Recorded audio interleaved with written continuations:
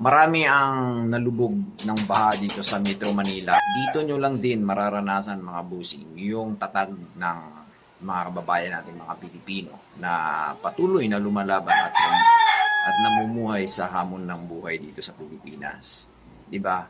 Ang buong Metro Manila, Karatig Metro Manila or NCR ay nilubog po ng baha.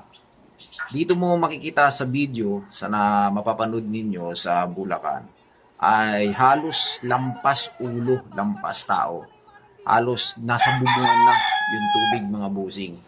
Hindi nyo nga makikita na yung isang buong bahay eh. Yung first floor halos lubog na lubog sa tindi ng baha.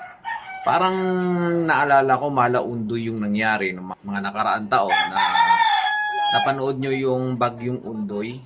Napakatindi ng bagyong Undoy na yon, no? Dahil ang bagyong Undoy ay umulan ng matindi at nagragasa ang matinding tubig nung panahon na iyon. Napakadaming bahay ang napurwisyo noon nung panahon ng bagyong Undoy.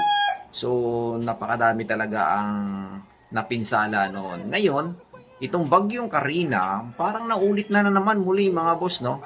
Ito, panoorin natin yung video na makikita nyo sa dulo ng bahagi ng video na ito. Ang mga rumaragasang mga tubig dito sa kasambahayan ay grabe malupit, no? Makikita mo sa video halos hindi ka panipaniwala yung nangyaring bagyong Karina.